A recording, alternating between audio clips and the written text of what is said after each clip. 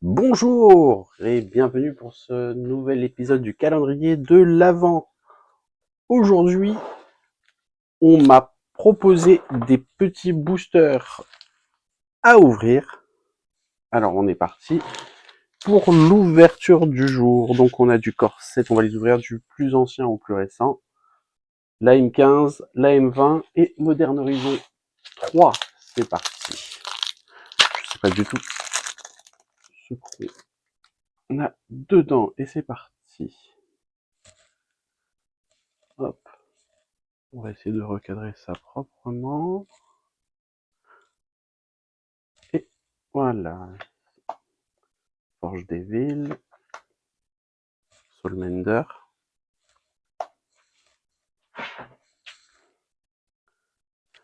Nimbus. Des îles. Towering Giant. Un Pégase.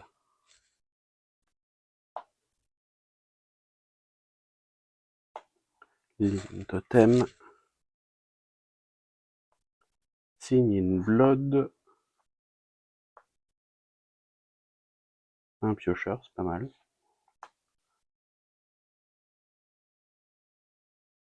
Et la première Unco.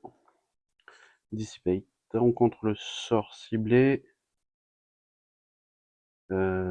Si le sort est contré, il est exilé au lieu d'être mis dans un cimetière. Très bien. Clone of Flame. Une blessure à une cible créature ou joueur. 2 à une autre créature ou joueur. Et 3 à une troisième créature ou joueur. Profane Memento, un artefact. Quand une créature est mise dans le cimetière d'un adversaire depuis n'importe où, vous gagnez un point de vie. Bien ça. Je m'ai entendu parler, c'est pas mal. Et la rare, c'est le siège dragon. Une 5/5 vol. Quand il arrive sur le champ de bataille, on détruit les murs que les adversaires contrôlent. Bah, c'est bien. Quand il attaque, le joueur défenseur qui n'a pas de mur prend 2 points de dégâts pour chaque créature sans le vol que ce joueur contrôle. Okay. J'aime bien l'idée.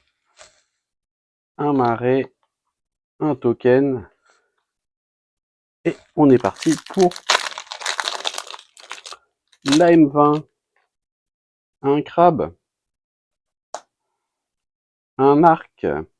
La créature équipée inflige une blessure au joueur défenseur.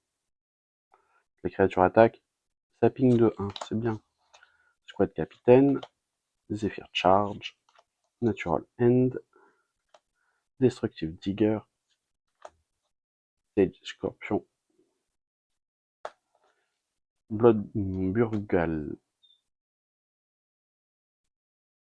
C'est un vampire de 2 qui donne le lien de vie. Force Clos, Pacifisme, Ethergust. Choisissez le sort ciblé ou le permanent qui n'est pas rouge, pas vert. Son propriétaire le met au-dessus de sa bibliothèque. Okay. Portal of Sanctuary. Pour 1, on renvoie la créature qu'on contrôle et chaque aura qui lui sont attachés dans la main de son propriétaire. Ça c'est bien. Master Splice. Quand il arrive sur le champ de bataille, une 3/3 sans couleur golem artefact. Et les golems prennent +1/+1. Ah, Golos, le meilleur commandant multicolore. Un des meilleurs commandants, c'est pas le meilleur.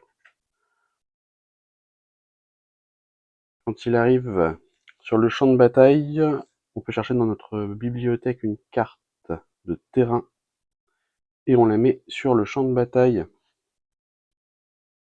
Et pour 5 couleurs +2, on exile les 3 cartes du dessus de sa bibliothèque et on peut les jouer ce tour-ci sans en payer le coût de mana. Très bonne carte pour le coup. Et maintenant, on va s'ouvrir l'horizon du moderne.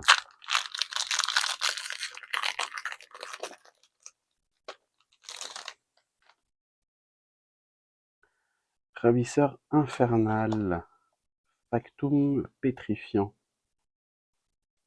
Oh pardon, on va essayer de bien se cadrer. Sentinelle calomnieuse.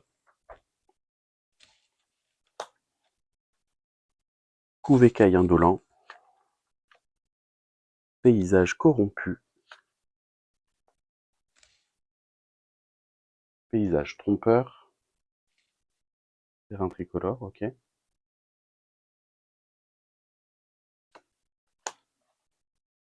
Condor entravac.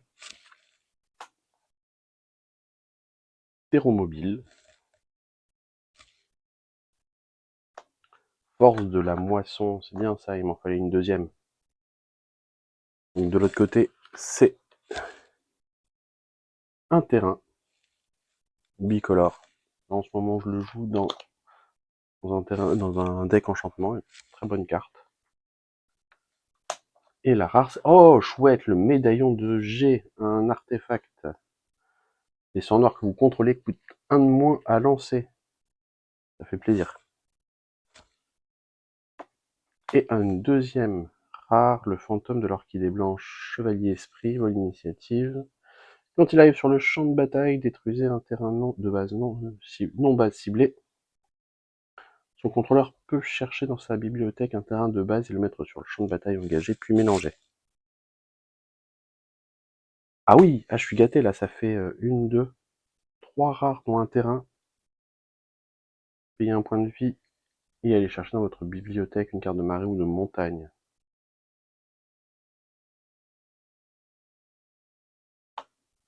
Et une foil, la prêtresse de Tania.